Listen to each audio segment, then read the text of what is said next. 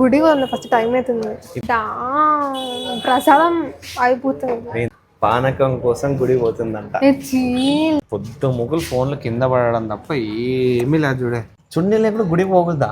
శ్రీరామనవమి అని గుడి పోనీకి వచ్చినాము. గుడి పోనీక మేడంకి మ్యాచింగ్ చున్నీ లేదంటే ఇప్పుడు షాపింగ్ చేసి చున్నీ తీసుకొని గుడి పోవాలంటే మేడం ఇప్పుడు అన్నీ చెప్పాలా? చున్నీ తీసుకోకూడదా? తీసుకోకూడదు. నేను రానైతే చున్నీ లేకుండా గుడి పోగుదా. ఇది వేసుకున్నా కదా స్కార్ఫ్. అది బాగా అసలు తీయొక్క వీడియో గలీజ్ ఉంది. అది తీయన్నా సర్లేపా షాపింగ్ చెప్పా ఫస్ట్. దా మేడం ఒక చున్నీ కోసం వచ్చి లెగ్గిన్స్ కూడా తీసుకెళ్ళి ఏం అనాలి మేడం? ఏం కొన్నా చెప్పు. లెగ్గిన్స్ తప్ప ఇంకేం కొన్నా చెప్పు. ఒక చున్నీకి 2 లెగ్గిన్సా? ఫ్రీ ఇచ్చినారు. ఫ్రీ ఇచ్చినారా? ఎందుకు ఇస్తారు? ఊరికనే ఇస్తారా?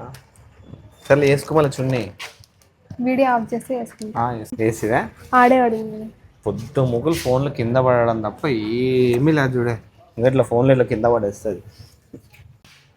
మేడం చున్నీ వేసుకుంది ఇంకా సెట్ అయిందా? గుడి వాళ్ళ ఫస్ట్ టైం అవుతుంది. ఇప్పుడు గుర్తొచ్చిందా నీకు? డ్రెస్సులు చూస్తుంది మళ్ళీ అడవే డ్రెస్సులు చూస్తుంది. ఆ డ్రెస్ తీయండి, ఈ డ్రెస్ తీయండి అంటుంది మేడం. తీసుకోకూడదా చెప్పు. మేడం గుడి బంద్ అవుతుంది అంటే వద్దండి థ్యాంక్స్ అని చెప్పేసి వచ్చింది మేడం. ఇంకేం చెప్పాలా? ప్రసాదం అయిపోతుంది. ఏంది ప్రసాదం అయిపోతుందా? ప్రసాదం కోసం గుడికి పోతున్నా కానీ ప్రసాదం పెడతారు కదా, దేవుని ప్రసాదం తినాలా. ఏమి సార్ తెలిసారా? ప్రసాదం పానకం కావాలా నీకు? పానకం కోసం గుడి పోతుందంట.